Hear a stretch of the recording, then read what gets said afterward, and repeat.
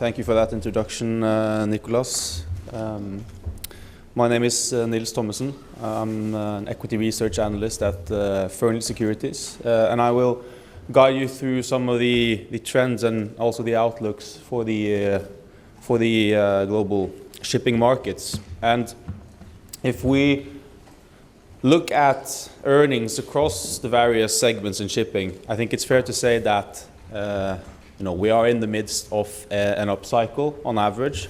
You can see the graph on the left-hand side. It shows you the segments that per year achieved rates above cash break-even levels. And as you can see from the trough 2017 and 18, we are now in a position where every single segment is earning above cash break-even. But as you can see also on that graph and on the graph on the right-hand side, which shows you the average rate, so the rate on average for the segments, is that in 2022 we had the container boom, which really drove the rate performance on average.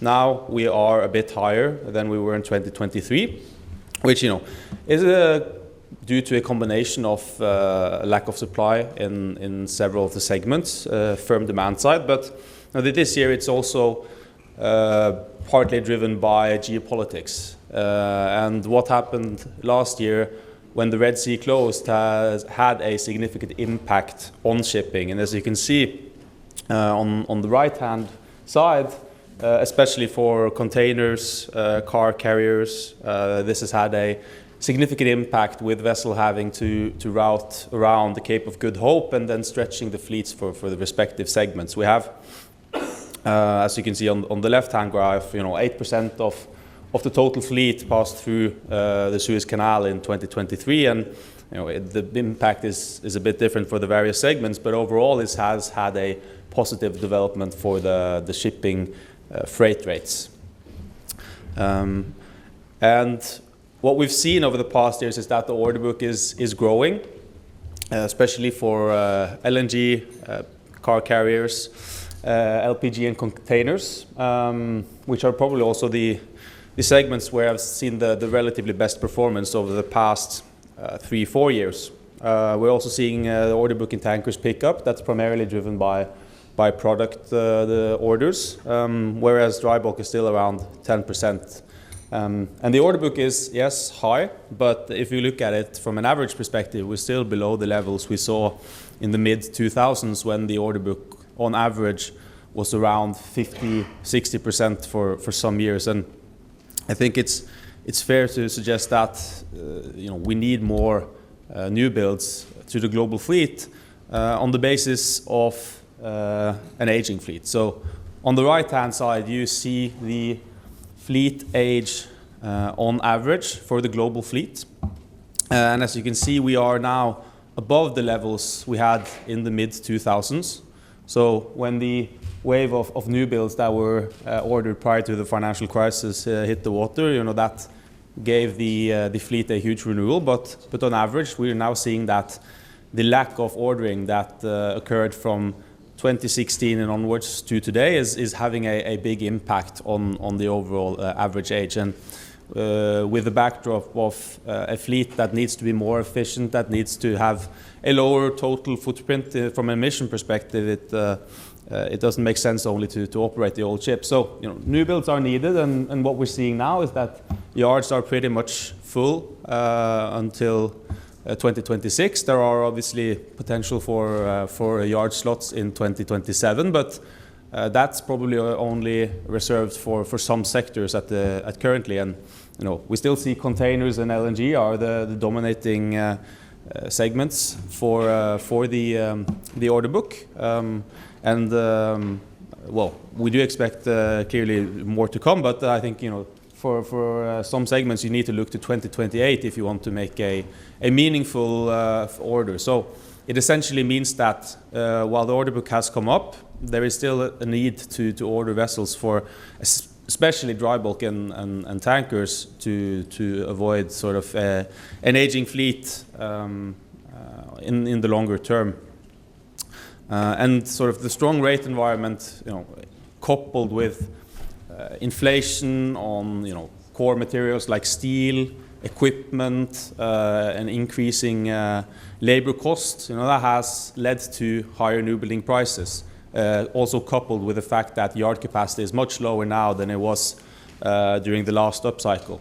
So you see that on the new building prices, we are close to the peak we had back in 2008, which is driven by all the aforementioned factors. But if you look at second-hand prices, even though they have come up on the back of a combination of strong rates and the high new building prices, we still see that second-hand values are lagging quite a bit in terms of the previous peaks. I'm not necessarily saying it's rational that we go back there, but it's obviously an interesting observation that we're not at astonishingly high level on second-hand values from a relative perspective. And the question, do we get more new buildings now? This is perhaps a bit of a complicated graph, so I'll walk you through it. But the bars are essentially the price of a new building vessel for the respective category.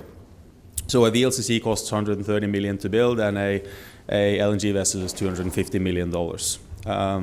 The gray line, that is the new building parity rate. That assumes a 10% return on capital, 95% utilization, and then a bit of assumptions on the average age of the vessel. And it gives you sort of the required rate you need to have to warrant that investment. The green line is the current spot rates for where spot rates are quoted, and the blue line is the 1-year time charter that is sort of quoted from the sort of regular sources. And what we see for most segments is that spot rates are below the new building parity levels. For tankers, for dry bulk, for LNG. So, that from an isolated perspective does not necessarily incentivize a lot of new building coming to the market. But you look at time charter rates, it largely does support new builds for most segments, perhaps apart from dry bulk and also LNG currently. Whereas you see for some of the segments on the right with the containers and car carriers, we're seeing very strong charter markets. That still means that all else equal, a new build makes sense. Probably we'll continue to see more new builds, especially in the container sector, given the current rate environment. Whereas the car carrier segment is probably more sort of waiting to see how the big fleet or order book that is there is going to be phased into the market. But this graph in essence doesn't really tell you that you're going to have a jump in new building activity. So either we need higher rates or we need new building prices to come down.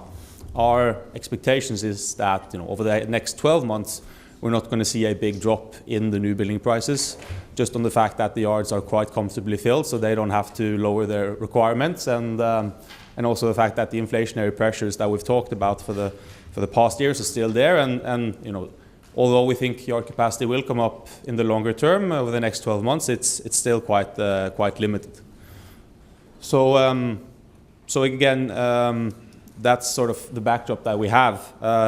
Going into each of the segments and the sort of status quo there, we think for tankers especially the outlook is quite good. Oil demand is expected to grow, and it's not in harmony with where supply growth is expected to come. So this graph on the left-hand side, it shows you the expected development in consumption of oil until 2030. These are based on IEA forecasts, and we see that Asia Pacific will essentially be the growth driver for oil demand over the next years, whereas North America and South and Central America will be the driver of oil supply, which means that the incremental barrel will be transported from the Atlantic to the east. That's a strong backdrop for the tanker market.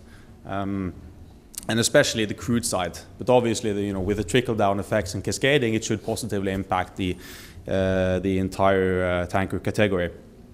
And For tankers, especially now, we have a phase-out story with the old fleet. So most of the fleet was built prior to 2008, and we're seeing that if you fast forward to 2028, which is not that long until, and probably is when you could get a meaningful slot at the yard for VLCCs, you see that 11% of the fleet is above 11 years of age, which is, the average scrap age for VLCCs. So this is especially a segment with, for crude it's 8% order book altogether, 15% for tankers, and 15% it's fair to say that's below the replacement ratio of if you take the average of the current fleet as is.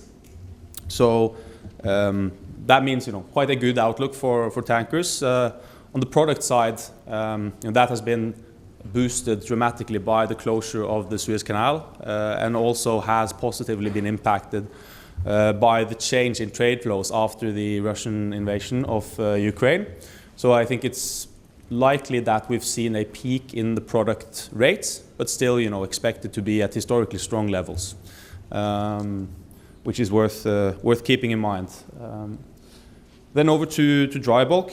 The dry bulk, the market backdrop there is, something of a very fairly balanced supply and demand picture. We've had quite strong demand growth in 2024. It's driven by Chinese consumption. Largely, iron ore imports there are up 6% year to date. And there has been quite a limited fleet growth over the past years. Over the next couple of years, I think the volume growth in dry bulk is expected to be relatively low, but what is fair to say, given the trade flows and more volumes coming on in the Atlantic, is that we should have a higher ton-mile growth than fleet volume growth over the next years. And with the order book to fleet for dry bulk being 10%, it's not a very demanding backdrop, even though obviously it's difficult to have a high conviction on China, which is the main driver for especially the Capesize segment. Another thing that's quite interesting about the dry bulk sector is that, which the graph in the middle here shows you, almost a third of the global dry bulk fleet was built between 2010 and 2012, which means that over the next 2 years you will have a lot of support of vessels doing their 15-year surveys, which obviously can take more time than an average survey for a more modern vessel. So that should also support the market over the next 3 years in terms of taking out a bit of supply on a regular basis.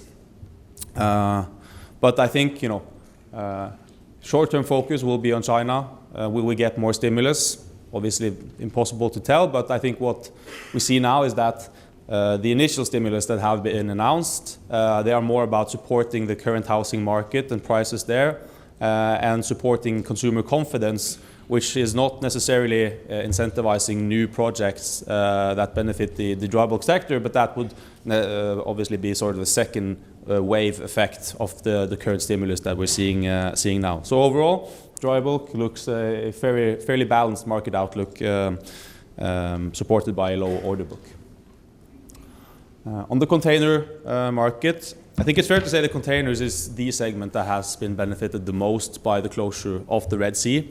And as you see on the graph on the left-hand side, freight rates in 2024 reached almost the peak COVID levels on the back of a deadly cocktail with increased the ton-mile growth from the closed Red Sea, and also a very strong demand growth year to date. The container throughput is expected to grow by 6% in 2024, which is a very strong number in itself. And what we see is that during this period where earnings for liners have increased, they also see an increased need for new builds. So the new build activity, to some surprise, has continued unabated for container liners, and now the order book to fleet is at 25%, and that's on the back of 18% of fleet growth in 2023 and 2024. But it's quite evenly distributed, the fleet growth for containers. So in a scenario where the Red Sea remains closed, I think you could say that the container outlook is fairly balanced, where you have a couple of years with marginally higher fleet growth than demand growth. But as you see on the right-hand graph, if you assume that the Red Sea would open up in 2025 again, which it's not our base case, and currently it looks challenging, but that would have a severely negative impact on the container market. And it's also worth mentioning that the order book in the container market should continue to come up throughout the year, where there's still some orders that are likely to be materialized for new builds. So on the containers, I would say it's the Red Sea that matters the most. But in a scenario where that is closed, the market is relatively balanced, I would say. LNG, currently quite oversupplied.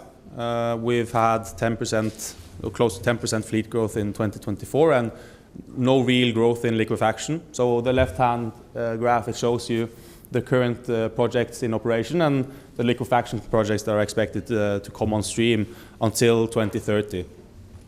We have quite a bit of fleet growth also in 25 and 26 before the fleet looks more sort of balanced in 2028 and beyond. So I think it's fair to say that this market is quite oversupplied into 2027, 2028. We've seen, the historic trend of projects being delayed and vessels coming on time. That has materialized also for the past years. We still see decent rate for 10 to 15 year charters, but in a 1-year charter and 3-year charter horizon, the market is a bit more challenging. But what is supporting the long-term LNG story is obviously that LNG is a fuel that we need for the energy transition. So we think that there will be more projects on the liquefaction side. And you also have the fact that the oldest part of the fleet, which is about 30% in steam turbines, given current rate environments, they are very uneconomically to operate and should incentivize quite a bit of scrapping overall. And again, from an environmental perspective, you have higher leakage on the steam turbines, which again implies that you have a higher environmental footprint by using these vessels. So short LNG oversupplied in the short term, charter rates holding up for very long-term work, and still a good outlook, but probably towards the end of this decade. On LPG, it's been a very volatile period. 2023 and 24 was largely, or had a large impact with the reduced capacity in the Panama Canal. So even though we had almost 15 or around 15% fleet growth in 23 and start of 24, rates were at all-time high levels. Now rates have come down to decent levels, but not fantastic, and I think that's partly because the Panama Canal is now back in or close to full utilization, and you're seeing the effect of the fleet growth from the past years. For the outlook, it looks quite good. The fleet growth for the coming 12-18 months is expected to be quite low, but then you see it's picking up in 26 again, where LPG, VLGCs, but also the very large ammonia vessels and very large ethane vessels that have been put on order yields quite a significant fleet growth in 2026 and 27. The outlook for LPG, the product itself is very good. It's a fantastic product for developing countries that does not have sort of the energy infrastructure in place for other sources of energy. So we're seeing that the arbitrage spread between the prices in the US and Asia, which is in blue in the middle here, is very, very strong. And theoretically, it can justify freight rates of $100,000 per day for a VLGC. But I think it's fair to say that with the fleet growth we have had and also going over the next years, the vessel owners are probably not going to capture the same share of the arbitrage as they've been historically, but still expected to be at quite profitable levels also for the next years. So LPG, coming from a very high level, probably stabilizing a bit lower, but still at levels that, as we saw on the graph earlier, incentivizes or gives a good return on the invested capital in the sector. Lastly, we have car carriers, where the past years have been tremendous. That's largely on the back of increased exports from the Far East and driven by China, which has sent rates to all-time high levels and well above where they were in the previous upcycle prior to 2008.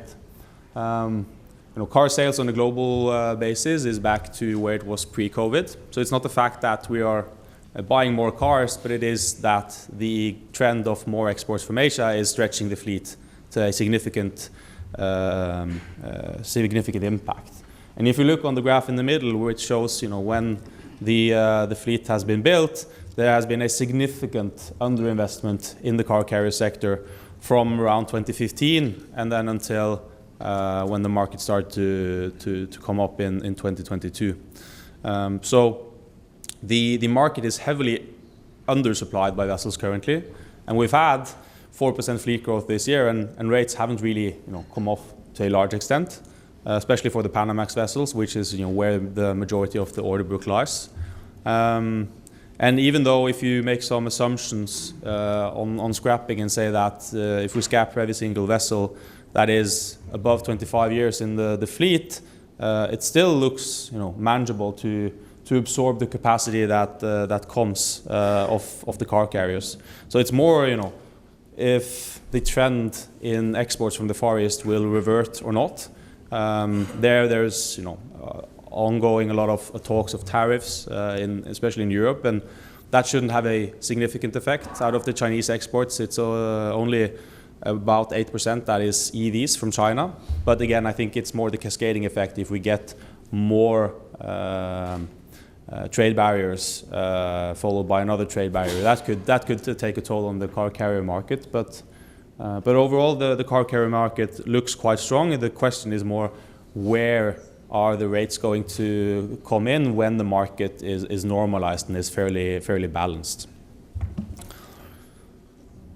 So on average, we think that the strong shipping markets should continue, but I think these days it's a lot more focus on the geopolitical risk and how that could play out for the various shipping markets. The Suez Canal is obviously going to be a major factor for the tanker segment. The conflict between Russia and Ukraine will be at center stage.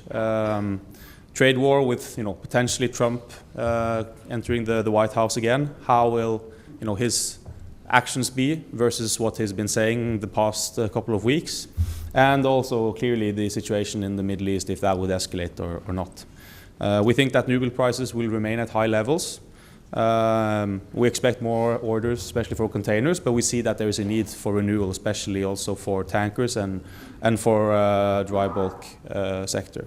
And on the right-hand side, we have taken the liberty to sort of set up where we believe the various segments are in the cycle, but it's also important to emphasize that the Red Sea will also have a large impact on where you see the sector or segment in the cycle, depending on the various order books. But on average, we think that the shipping segment as a whole has a strong fundamental backdrop in the years to come as well.